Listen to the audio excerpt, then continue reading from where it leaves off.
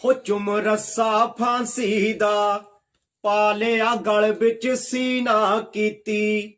ਆ ਸੁਣ ਲੋ ਸੂਰਮਿਓ ਭਾਰਤ ਮਾਤਾ ਦੀ ਹੱਡ ਬੀਤੀ।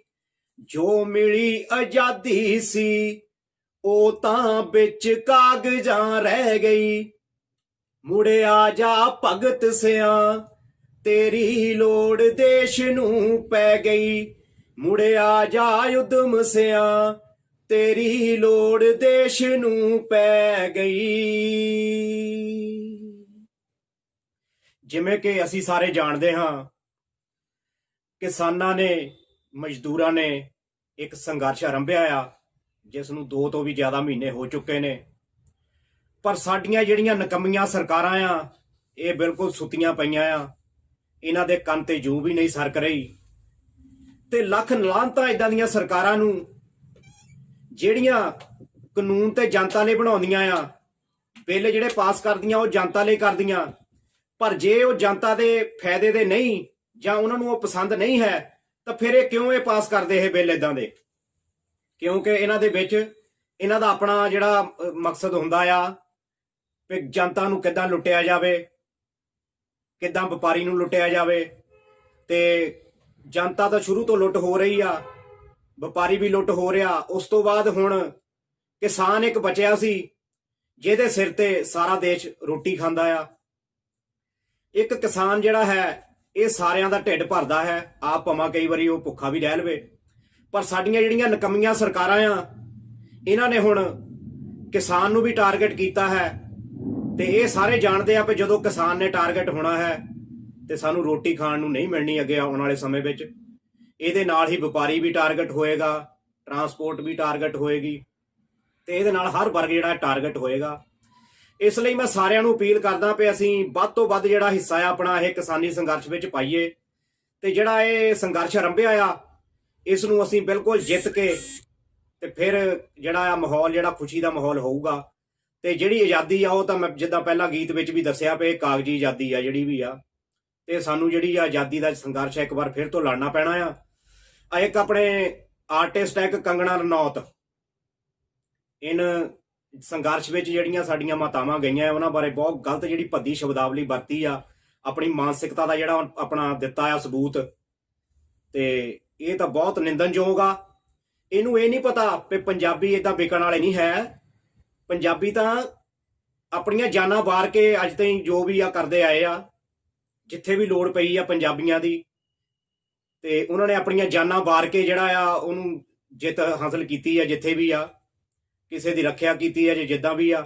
ਪਰ ਇਹ ਪਤਾ ਨਹੀਂ ਕੀ ਆਪਣੇ ਆਪ ਨੂੰ ਸਮਝਦੀ ਆ ਇਹ ਸਭ ਤੋਂ ਪਹਿਲਾਂ ਤਾਂ ਮੈਂ ਇਹ ਵੀ ਦੱਸਣਾ ਚਾਹੁੰਦਾ ਵੀ ਸਾਰਿਆਂ ਨੂੰ ਲਗਭਗ ਪਤਾ ਹੀ ਹੈ ਜਿਹੜੀ 22+ ਇਹਨੂੰ ਸਿਕਿਉਰਿਟੀ ਮਿਲੀ ਹੋਊ ਆ, ਇਹ ਸਦਾ ਇਹਦੇ ਨਾਲ ਨਹੀਂ ਰਹਿਣੀ ਹੈਗੀ। ਇਹ ਇੱਕ ਕਠਪੁਤਲੀ ਇਸ ਲਈ ਜਿਹੜੀ ਬਣੀ ਹੋਊ ਆ ਇਹ ਸਰਕਾਰ ਦੀ, ਬੀਜੇਪੀ ਦੀ। ਤੇ ਇਹਨੂੰ ਇਹ ਚਾਹੀਦਾ ਵੀ ਚਲੋ ਉੱਦਾਂ ਜੇ ਸਪੋਰਟ ਨਹੀਂ ਵੀ ਕਰਨੀ ਸੰਘਰਸ਼ ਦੀ ਇਹਨ ਤੇ ਘੱਟੋ ਘੱਟ ਇੱਕ ਮਾਤਾ ਜਿਹੜੀ ਜਿਹਦੇ ਬਾਰੇ ਭੱਦੀ ਸ਼ਬਦਾਵਲੀ ਬੋਲੀ ਆ ਜਾਂ ਬਾਕੀਆਂ ਬਾਰੇ ਵੀ ਬੋਲ ਰਹੀ ਆ, ਇਹਨੂੰ ਕੋਈ ਸ਼ਰਮ ਕਰਨੀ ਚਾਹੀਦੀ, ਥੋੜੀ ਬਹੁਤੀ ਡੁੱਬ ਕੇ ਮਰ ਜਾਣਾ ਚਾਹੀਦਾ ਇਹਨੂੰ। ਤੇ ਆਪਣੇ ਉਸ ਤੋਂ ਬਾਅਦ ਮੈਂ ਗੱਲ ਕਰਾਂਗਾ ਆਪਣਾ ਲੋਕਲ ਮੇਰਾ ਏਰੀਆ ਜਿਹੜਾ ਹੁਸ਼ਿਆਰਪੁਰ ਆ। ਸਾਡੇ MP ਸਾਹਿਬ ਪੜ੍ਹੇ ਲਿਖੇ ਆ ਜਿਹੜੇ ਸੋਮ ਪ੍ਰਕਾਸ਼ ਜੀ, ਇਹ ਪਹਿਲਾਂ ਵੀ ਅਨਪੜ੍ਹਤਾ ਵਾਲੇ ਬਿਆਨ ਦਿੰਦੇ ਰਹਿੰਦੇ ਆ। ਤੇ ਕੱਲ ਵੀ ਮੈਂ ਨਿਊਜ਼ ਸ਼ਾਮੀ ਦੇਖ ਰਿਹਾ ਸੀਗਾ ਤੇ ਉਹ ਜੋ ਨਿਊਜ਼ ਦੇ ਵਿੱਚ ਇਹਨਾਂ ਨੇ ਦੱਸਿਆ ਕਿ ਜਿਹੜੇ ਇਦਾਂ ਦੇ ਕਾਨੂੰਨ ਹੁੰਦੇ ਵਾਪਸ ਨਹੀਂ ਹੁੰਦੇ। ਤੇ ਮੈਂ ਇਹਨਾਂ ਨੂੰ ਸੋਮ ਪ੍ਰਕਾਸ਼ ਜੀ ਮੰਤਰੀ ਸਾਹਿਬ, ਸਾਡੇ MP ਸਾਹਿਬ, ਮੈਂ ਤੁਹਾਨੂੰ ਇਹ ਦੱਸਣਾ ਚਾਹੁੰਦਾ ਇਹ ਕਾਨੂੰਨ ਵੀ ਵਾਪਸ ਹੋਣਗੇ, ਤੁਹਾਡੀ ਕੁਰਸੀ ਵੀ ਹਿੱਲੂਗੀ ਤੇ ਲੋਕ ਜਿਹੜੇ ਕਿਸਾਨ ਮਜ਼ਦੂਰ ਜਿਹੜੀ ਕਮੇਟੀ ਸੰਘਰਸ਼ ਕਰ ਰਹੀ ਆ ਇਹ ਬਿਲਕੁਲ ਦਿੱਲੀ ਜਿੱਤ ਕੇ ਫਤਿਹ ਕਰਕੇ ਤੇ ਤੁਹਾਡੀ ਸਰਕਾਰ ਵੀ ਹਿਲਾਊਗੀ ਇਹ ਪੂਰੀ। ਤੇ ਆਉਣ ਵਾਲੇ ਸਮੇਂ ਵਿੱਚ ਕਾਨੂੰਨ ਤਾਂ ਵਾਪਸ ਹੋਣਗੇ, ਤੁਹਾਨੂੰ ਵੀ ਵਾਪਸ ਘਰ ਫਗਵਾੜੇ ਬਿਠਾਵਾਂਗੇ, ਭੇਜਾਂਗੇ। ਠੀਕ ਆ ਜੀ। ਤੇ ਉਸ ਤੋਂ ਬਾਅਦ ਕਾਫੀ ਸਮਾਂ ਆਪਣੇ ਕਿਸਾਨਾਂ ਨੇ ਜਿਹੜਾ ਸੰਘਰਸ਼ ਤੇ ਵਿੱਢਿਆ ਆਪਣੇ ਪੰਜਾਬ ਵਿੱਚ, ਤੇ ਜਿਹੜੇ ਆ ਮੋਦੀ ਸਾਹਿਬ ਸੁੱਤੇ ਪਏ ਆ ਬਿਲਕੁਲ। ਉਸ ਤੋਂ ਬਾਅਦ ਇਹਨਾਂ ਨੇ ਚਾਲੇ ਪਾਏ ਆ ਦਿੱਲੀ ਵੱਲ। ਠੀਕ ਆ ਜੀ। ਤੇ ਰਸਤੇ ਵਿੱਚ ਆਪਣੇ ਇੱਕ ਆਉਂਦੇ ਖੱਟੜ ਸਾਹਿਬ, ਸੀਨੀਅਰ ਕਾਫੀ ਨੇਤਾ ਆ ਉਹ ਵੀ ਬੀਜੇਪੀ ਦੇ। ਤੇ ਅੱਜ ਤੱਕ ਤਾਂ ਇਹ ਹੋਇਆ ਕਿ ਲੋਕਾਂ ਨੇ ਰਸਤੇ ਰੋਕੇ ਆ ਤੇ ਸਰਕਾਰ ਜਾਂ ਪ੍ਰਸ਼ਾਸਨ ਖਲਾਉਂਦਾ ਆ। ਪਰ ਸਭ ਤੋਂ ਇੱਕ ਸ਼ਰਮਿੰਦਗੀ ਵਾਲੀ, ਇੱਕ ਲੱਖ ਲਾਹਨਤ ਵਾਲੀ ਹਰਿਆਣਾ ਸਰਕਾਰ ਲਈ ਖੱਟੜ ਸਰਕਾਰ ਲਈ ਇਹ ਗੱਲ ਆ ਵੀ ਉਹਨ ਕਿੰਨੇ ਡੂੰਘੇ ਟੋਏ ਪੱਟ ਦਿੱਤੇ ਰਸਤੇ ਵਿੱਚ ਵੀ ਕਿਸਾਨ ਦਿੱਲੀ ਨਾ ਪਹੁੰਚ ਸਕਣ। ਮੈਂ ਖੱਟੜ ਸਾਹਿਬ ਨੂੰ ਇਹ ਪੁੱਛਣਾ ਚਾਹੁੰਦਾ ਵੀ ਜਿਹੜਾ ਇਹ ਦੇਸ਼ ਸਾਡਾ ਆ, ਇਹ ਸਾਰਿਆਂ ਦਾ ਦੇਸ਼ ਆ, ਇਹ ਇਹਨਾਂ ਦਾ ਕੱਲਿਆਂ ਦਾ ਦੇਸ਼ ਨਹੀਂ, ਇਹ ਹੈਗੇ ਨੌਕਰ।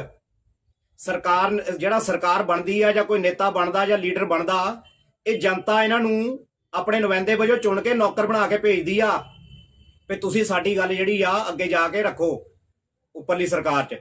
ਪਰ ਇਹ ਉਲਟਾ ਸਾਨੂੰ ਸਲਾਹ ਦੇਈ ਜਾਂਦੇ। ਸੋਮ ਪ੍ਰਕਾਸ਼ ਜੀ ਇੱਥੇ ਕਹੀ ਜਾਂਦੇ ਆ ਵੀ ਕਾਨੂੰਨ ਵਾਪਸ ਨਹੀਂ ਹੋਣੇ। ਉਹ ਖੱਟੜ ਸਾਹਿਬ ਕਹਿੰਦੇ ਤੁਹਾਨੂੰ ਦਿੱਲੀ ਨਹੀਂ ਜਾਣ ਦੇਣਾ, ਅਸੀਂ ਰਾਹ 'ਚ ਰਸਤੇ ਉਹ ਪੱਟ ਕੇ ਬੈਠੇ ਆ। ਪਰ ਸਾਡੇ ਜਿਹੜੇ ਕਿਸਾਨ ਮਜ਼ਦੂਰ ਜਿਹੜੀਆਂ ਯੂਨੀਅਨ ਆ ਜਿਹੜੇ ਪਹੁੰਚੇ ਸਾਰੇ ਉੱਥੇ, ਉਹਨਾਂ ਨੇ ਇਹਨਾਂ ਦੇ ਰਸਤੇ ਪੱਟੇ ਪੁੱਟੇ ਪੂਰ ਪਾਰ ਦਿੱਤੇ ਆ। ਜਿੰਨੇ ਰਾਹ 'ਚ ਬੈਰੀਕੇਡ ਲਾਏ ਸੀ ਸਾਰੇ ਤੋੜ ਕੇ ਤੇ ਬਿਲਕੁਲ ਦਿੱਲੀ ਦੇ ਐਨ ਵਿੱਚ ਡੇਰੇ ਲਾ ਲਏ ਆ ਹੁਣ। ਤੇ ਜਿਹੜੀ ਆ ਜਿੱਤ ਕਰਕੇ ਹੀ ਉੱਥੋਂ ਪਰਤਣਗੇ। ਮੇਰੀਆਂ ਸ਼ੁਭ ਇਛਾਵਾਂ ਇਹਨਾਂ ਦੇ ਨਾਲ ਆ ਬਿਲਕੁਲ। ਤੇ ਮੈਂ ਪਹਿਲਾਂ ਵੀ ਜਦਾ ਗੀਤ ਰਾਹੀਂ ਦੱਸਿਆ ਹੈ ਵੀ ਜਿਹੜੀ ਆਜ਼ਾਦੀ ਸਾਡੀ ਕਾਗਜ਼ੀ ਰਹਿ ਗਈ ਹੈ, ਜੇ ਇਦਾਂ ਹੀ ਚੱਲਦਾ ਰਿਹਾ ਤਾਂ। ਇਸ ਲਈ ਮੈਂ ਸਾਰਿਆਂ ਨੂੰ ਇਹ ਬੇਨਤੀ ਕਰਦਾ ਵੀ ਇਸ ਸੰਘਰਸ਼ ਦਾ ਹਿੱਸਾ ਬਣੋ। ਜਿਸ ਤਰ੍ਹਾਂ ਵੀ ਕੋਈ ਆਪਣਾ ਕਰ ਸਕਦਾ, ਹਿੱਸਾ ਪਾ ਸਕਦਾ, ਤੇ ਇਹਦੇ ਵਿੱਚ ਆਪਣਾ ਹਿੱਸਾ ਪਾਓ। ਤੇ ਬਾਦਲ ਸਾਹਿਬ, ਕੈਪਟਨ ਸਾਹਿਬ, ਜੇ ਮੈਂ ਉਹਨਾਂ ਦੀ ਗੱਲ ਨਾ ਕਰਾਂ ਤਾਂ ਫੇਰ ਵੀ ਇਹ ਗੱਲ ਪੂਰੀ ਨਹੀਂ ਹੁੰਦੀ, ਕਿਉਂਕਿ ਇਹਨਾਂ ਨੇ ਪੰਜਾਬ ਨੂੰ ਅੱਜ ਤਾਈਂ ਲੁੱਟਿਆ ਹੀ ਆ ਮਿਲ ਕੇ। ਇਹ ਸਾਂਝੀਆਂ ਇਹਨਾਂ ਦੀਆਂ ਸਾਰੀਆਂ ਗੇਮਾਂ ਹੁੰਦੀਆਂ ਆ। ਤੇ ਉਸ ਤੋਂ ਬਾਅਦ ਮੋਦੀ ਸਾਹਿਬ ਮੈਂ ਤਾਂ ਲਾ ਰਿਹਾ ਕਿਉਂਕਿ ਦੇਸ਼ ਦੇ PM ਆ ਉਹ। ਵੈਸੇ ਸਾਹਬ ਸੂਬ ਲਾਉਣ ਵਾਲੀ ਇਹਨਾਂ 'ਚ ਗੱਲ ਕੋਈ ਹੈ ਨਹੀਂ। ਜਿੱਦਾਂ ਦੇ ਕਰ ਰਹੇ ਆ ਇਹ ਕਾਨੂੰਨ ਪਾਸ ਕਰ ਰਹੇ ਆ, ਜਨਤਾ ਨੂੰ ਲੁੱਟਣ ਵਾਲੇ ਕਾਨੂੰਨ, ਜਨਤਾ ਨੂੰ ਮਾਰਨ ਵਾਲੇ ਕਾਨੂੰਨ, ਅੱਛੇ ਦਿਨ ਆਉਣਗੇ। ਪਤਾ ਨਹੀਂ ਅੱਛੇ ਦਿਨ ਕਦੋਂ ਆਉਣਗੇ। 6 ਸਾਲ ਹੋ ਗਏ, ਸਾਰਾ ਦੇਸ਼ ਮੇਰਾ ਖਿਆਲ ਅੱਧੇ ਨਾਲੋਂ ਜ਼ਿਆਦਾ ਵੇਚ ਚੁੱਕੇ ਆ ਇਹ। ਤੇ ਜੇ ਇਹ ਸਾਰਾ ਕੁਝ ਵੇਚ ਕੇ ਅੱਛੇ ਦਿਨ ਆਉਂਦੇ ਹੁੰਦੇ ਤੇ ਫੇਰ ਤਾਂ ਸਾਰਿਆਂ ਨੂੰ ਪਤਾ ਹੀ ਆ ਵੀ ਵੇਚ ਕੇ ਕੁਝ ਨਹੀਂ ਅੱਛੇ ਦਿਨ ਆਉਂਦੇ ਹੁੰਦੇ।